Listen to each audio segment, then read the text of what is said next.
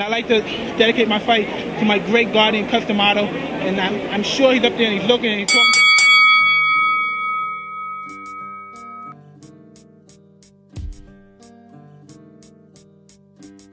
Bonjour à tous, bienvenue dans cette nouvelle vidéo, j'espère que vous allez tous bien et que vous passez une excellente semaine. On se retrouve aujourd'hui comme prévu pour parler de l'entraîneur Cus D'Amato. Mais avant cela, j'aimerais faire un petit point avec vous sur les vidéos YouTube et surtout le référencement. Si vous aimez ce que je dis, ce que je raconte, ce que vous voyez, n'hésitez pas à liker, commenter, partager, ça m'aidera beaucoup pour le référencement. Justement, le référencement, c'est de ça dont je voulais vous parler. En ce moment, mes vidéos ne décollent pas en termes de vues, bien sûr.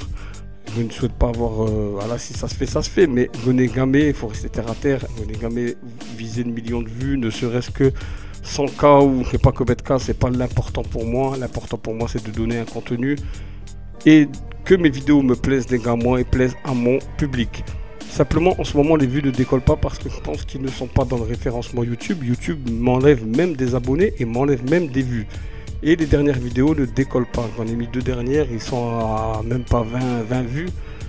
Et c'est très embêtant car il y a un boulot qui est fait derrière. Je pense faire un petit boulot sur ces vidéos, même si je ne passe pas des heures non plus. Mais il y a au moins 2 heures, voire 3 sur chaque vidéo que je fais. Et ça serait vraiment sympa que YouTube me référence dans les vidéos de boxe. Voilà, surtout que je parle que de boxe, donc Manique c'est la boxe. Et du coup, mes vidéos ne décollent pas. Et c'est embêtant parce qu'on fournit un travail. Et comme je dis souvent, tout le travail il mérite un salaire. Même si le salaire n'y est pas, mon salaire c'est vos vues, c'est vos commentaires et c'est vos partages sur tous les messages que je reçois. Voilà, donc merci de faire en sorte que le référencement de cette vidéo de la chaîne arrive jusqu'aux autres en likant, partageant et commentant cette vidéo.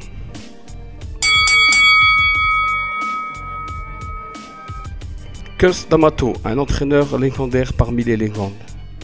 Constantine D'Amato, fils de parents italo-américains, est né dans le quartier new-yorkais du Bronx le 17 janvier 1908.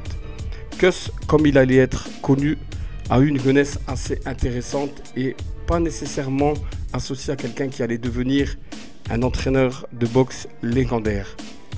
En effet, à son plus jeune âge, il était fortement impliqué et intéressé par la religion, le catholicisme, et à mesure, il a envisagé même de devenir prêtre. Finalement, il n'a pas suivi cette voie, choisissant plutôt de devenir boxeur amateur, où il a combattu en poids plume et en poids léger. Cus n'a cependant pas pu obtenir une licence professionnelle en raison d'une blessure à l'œil.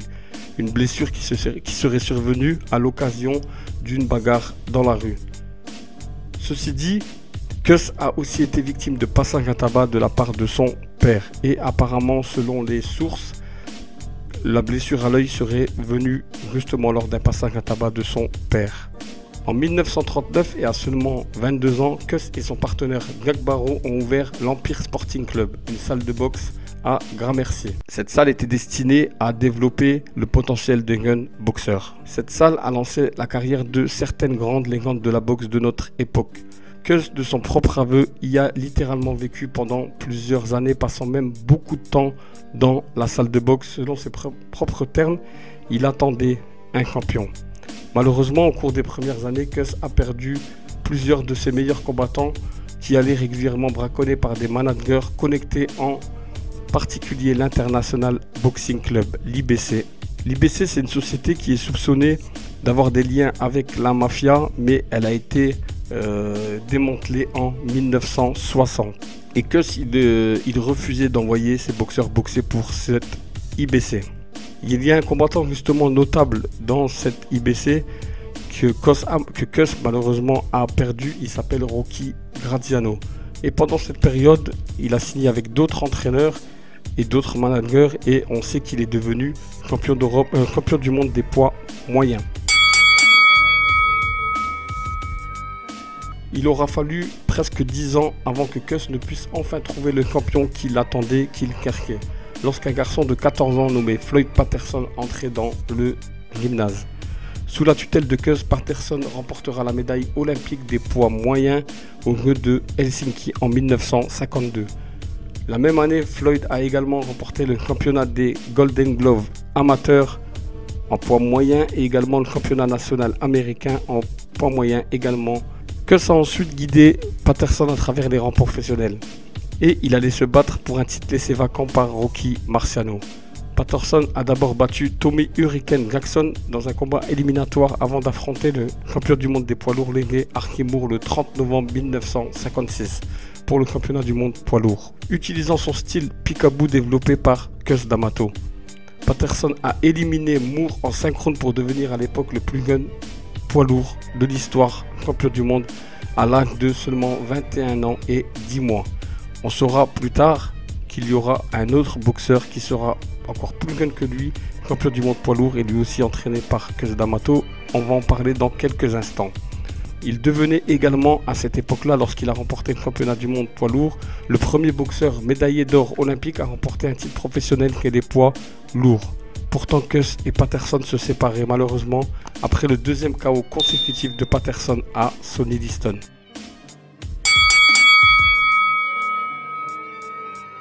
La salle de boxe de Cus pour les jeunes combattants de New York était un endroit difficile à pénétrer.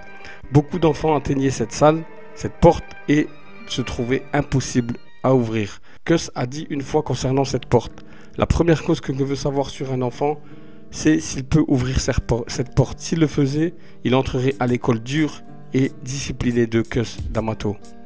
Les combattants qui ont été entraînés par Cus D'Amato ont tous eu un style. Il a instauré un style et ce style de boxe il s'appelle peekaboo, un peu comme dans Hangimo no Ippo pour ceux qui connaissent. Vous voyez, un style un peu, il balance le corps et il envoie des coups au corps et au visage. Donc le style peekaboo était essentiellement un style qui voyait les mains du boxeur placées devant la tête, devant son visage, et un balancement, et il mettait un nombre de coups au corps et remontait à la tête. C'était un style terriblement efficace, surtout pour le boxeur dont on parlera après, Mike Tyson.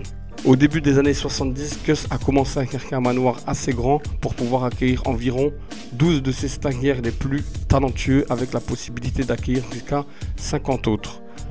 Cus avait à cette époque la soixantaine et il a rencontré sa future épouse Camille Edwald qui envisageait de vendre la maison, et finalement ils ont gardé la maison qui faisait 14 pièces et ils se sont mariés. Lui serait responsable, ils ont trouvé un accord, donc lui serait responsable de la section sportive et des guns, et la dame serait elle responsable des tâches culinaires et ménagères.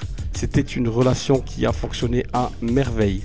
Après Patterson, Cus lui a continué à entraîner José Torres qui a remporté le championnat du monde des lourds légers contre Willy Pastrano, qui lui est membre du temple de la renommée de la boxe internationale, donc c'est le Hall of Fame.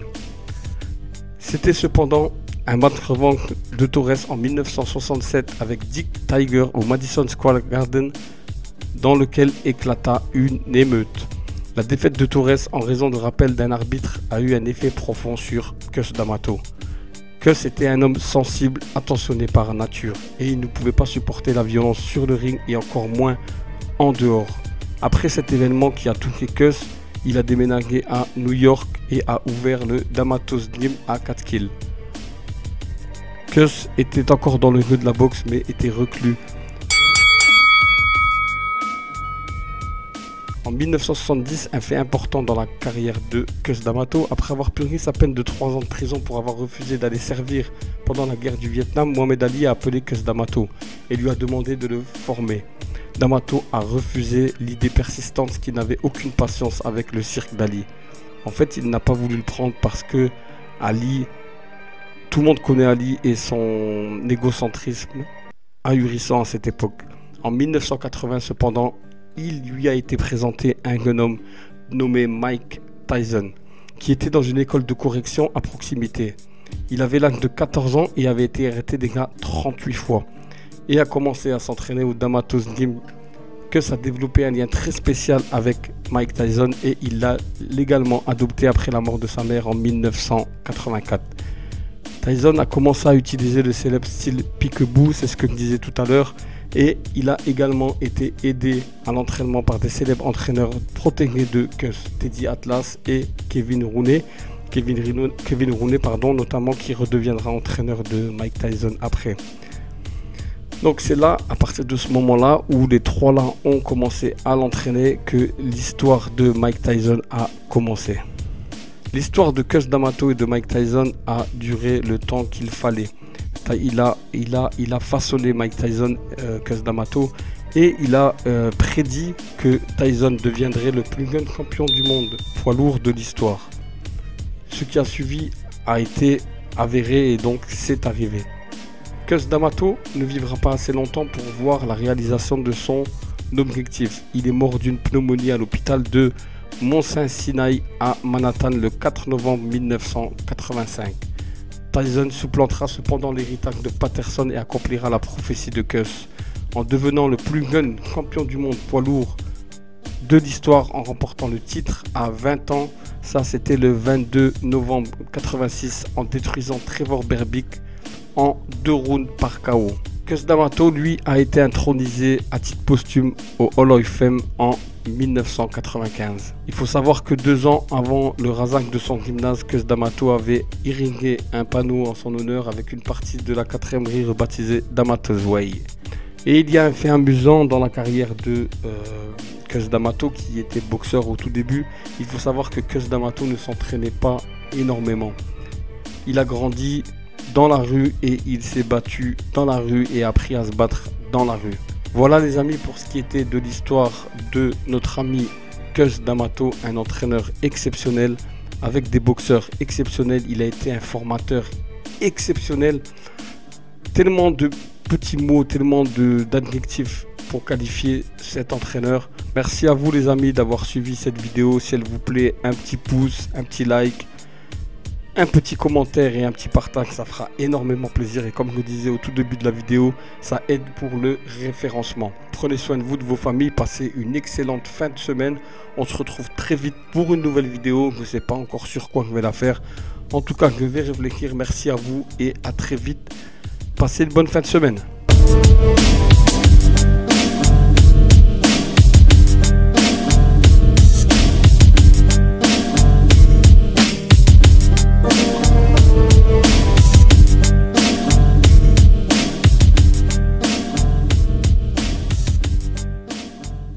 Press 1.